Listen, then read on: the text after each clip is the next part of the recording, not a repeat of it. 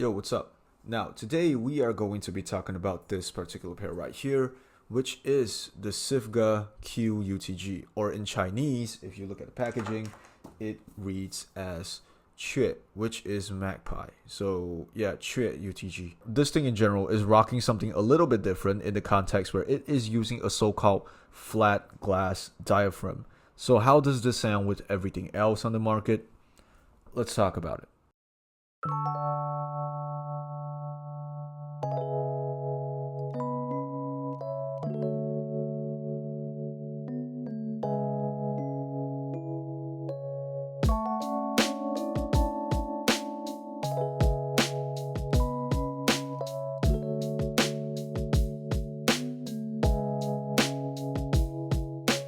I heard of the Phoenix before, and that thing is quite nice. That thing is quite warm, a very good headphone for hip hop, and to know that they are doing this is quite interesting. The unboxing experience is very simple, not really that extra in terms of any context. You'll be opening this up and you will be presented with the usual two headpieces facing at you, and the faceplate is presented to you. And underneath the box, you will be receiving a Sivga case, which honestly for this particular case choice, it looks a lot more premium than the usual cases that we're getting, like the usual black ones.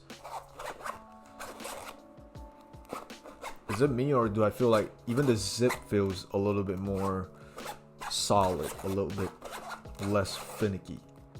Props to them, I guess. Opening the case, you will be greeted with two sets of tips as well as the cable, which is a good thing, I guess. Right now everybody is hopping onto using balance. They will give you this cable with an interchangeable connector, either 3.5 or 4.4. Now, build quality, let's just brush through the cables first. If I'm not mistaken, I think the cable is an OFC silver. Is it an OFC silver? It is, yeah, pure silver plated OFC. So expect the best of both worlds, I would say. And this whole cable, I would say, feels quite okay for the price, as well as one very specific thing. If you could see right here, the connections are extremely solid, which I appreciate. What's even more solid is the head shells. Now, the head shells overall are made of a metal enclosure, and one very nice thing is that I've noticed that they have this sort of a film or a lacquer on it, which makes this whole thing, for some reason, looks even more premium than your usual type of IEMs with no lacquer on, like those metal ones. Looking at this, it looks more refined, it looks more complete, as well as the obvious wooden faceplate that is on this IEM right here. And for the metal nozzle, I would say it's again finally like a sort of a refresher, I would say. As you can see, the grills are a little bit different than the usual conventional type of design that you're seeing. The fit overall, I would say, is quite great. I've worn a session of 3 hours so far, and there is no fatigue, no nothing. Even though this thing is on the slightly heavier side, I feel like it fits the ergonomics quite well, with the fact that it being very slim and tapered on the upper end, which does not probably dig into your ear. It allows probably a more universal fit. And with all that being said, let's actually start talking about the sound. Now, the Que UTG, the first impressions that actually got me is, first of all, this thing sounds dry. This thing sounds balanced to U-shape, and one more specific thing is that at the moment I have a few sources, so I tested it out on every single one of them. Good thing is that this thing scales very well with source. Whatever you give it, it will definitely try its best to complement whatever you are plugging it in, whether it's a Mac, whether it's a dongle, whether it's a DAP, it will complement each other. But other than that, I would say expect this thing to be dry. It will be a more transparent-ish type of IEM. Starting off with the bass, there is a very significant thing that people bass heads specifically should actually be aware of. This thing has a very obvious sub bass roll off, so I wouldn't really comment that much because it's there, but it's extremely minimal, I would say. And on sub bass amplified tracks, you will be seeing some very weird things where the mid bass and the lower bass are being bloated up just to compensate for that frequency. It's mainly like the overtones if you cut off the sub bass, but nevertheless not really that big of a deal if you're not that sub bass focused, because lower bass and mid bass are quite important as well. Kicks overall are thumpy, aggressive, and has a very good level of diffusal. There is no congestion whatsoever. Overall, for the low frequencies are also quite good in terms of the response. It sounds quite quick, and there is no form of, I would say, coloration overall. But there is this one very specific thing. I would say it owes back again to the driver config, even though it's a single DD. The selling point of this is the glass diaphragm. It has this sort of a shimmer overall when you're listening to like certain bass notes, certain bass licks. It sounds like it is, it's not even intended, but it sounds glassy, if it makes any sense. Everything has a very nice shimmer to it. And with that being said, let's move on to the vocals. Now, vocals overall, I would say is quite forward for a so-called balance pair. And I would say it has a transparent as well as a sort of a studio type of tonality.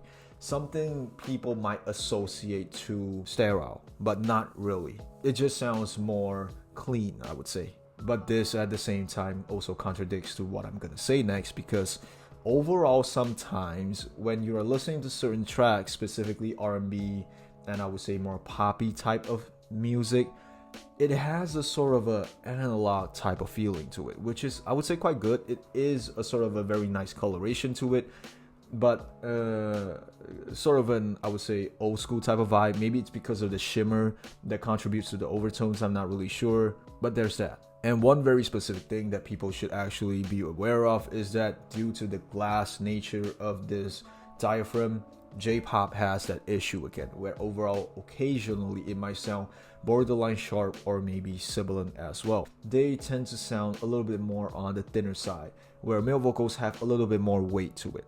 Instruments overall, I would say carries the same context in terms of tonality, transparent, and some sort of a studio-like type of feeling to it, but with one very significant difference. Overall, this pair I would say is more leaning towards a musical side. So when you're talking about that, all of the instruments overall sound very clear, very intentional, and out of every single instrument, I would say strings specifically have more dominance over everything else. Maybe it's because of the shimmer effect that just makes every single thing has a very nicer twang to it on the end. Woodwinds overall I would say is a little bit funny. You can feel like everything is a slightly more recessed type of presentation, but it is still there. And keys overall sound luscious but quite mellowed out, so it's not extremely aggressive, not extremely intense, not really that emotional compared to strings. And upper mids and treble, I would say compared to something like planars, I've recently reviewed the Que UTG Afer. That thing is, I would say, quite spicy overall. This thing is a step down. Still spicy for some people, I would say, but definitely a step down and with a very different form of bite to it. Planar bites are very sharp, they are tactile, they are crunchy. This thing overall has a shimmering resolving end, if it makes any sense. And due to the slightly dryish nature of this IEM, the good thing about this is that for any instruments that are gonna be coming up to this frequency, you will hear everything better. Guitar shreds would sound very, very staccato. It sounds very, very clear so that you could hear every single note from it. There's not gonna be that much overtones because things are dryish, but consider that to be something as a plus side. Details will be heard even better in this context. Percussions, the rise that has the cymbals, you know what I'm talking about. All of those will have a more acoustic-y timbre due to the fact that it is not extremely extended on the extensions. Decays I would say is on the faster side and quite diffuse, but overall everything sounds natural and acoustic. Now going on to technicalities, dynamics on this pair overall are leaning more towards a musical type of side. So expect this thing to be more enjoyable and more fun rather than something that's more clinical.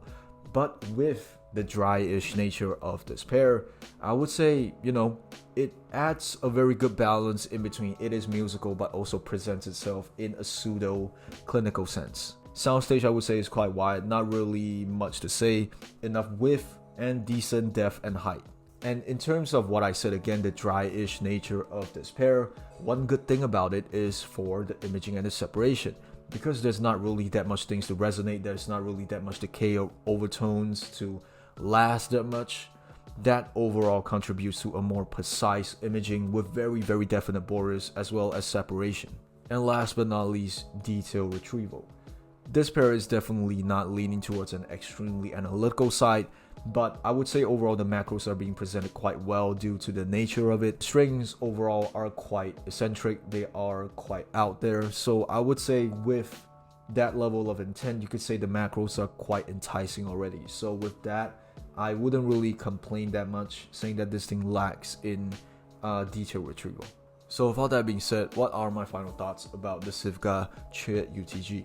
Overall, I would say I am having quite a positive experience about it because it is quite a musical pair. It is, even though quite dryish, it is able to give me everything that I would want if I were to purchase something from this price range. And it scales very good with every single source that you give it. If you give it an M15, it will sound more analytical, it sounds balanced, the dynamics are increased in a way where it's even more musical. And if I give it something like a Kansei, this thing will be overkill in terms of actually pushing the soundstage to the max.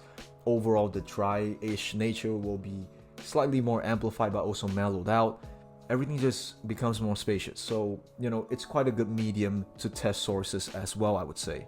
And one more thing I would say is the fact that it is using a glass type of diaphragm. Definitely a play on materials, which is quite interesting, and definitely is quite the meta right now for industries to try to, R&D something that's a little bit more special. Personally, I see this as an attack or a challenge towards planars, things with a more crispier bite. So, it's quite an interesting find. It's quite an interesting listen. I hope Sivga tries to perfect this. And yeah, that's it for my video. If anyone is interested, I'll leave the links down below. Thank you to everyone that's watching. And again, more to come. Subscribe, like this video, but most importantly, comment. Let's chat down below. With that being said, thank you for watching. Have a great day.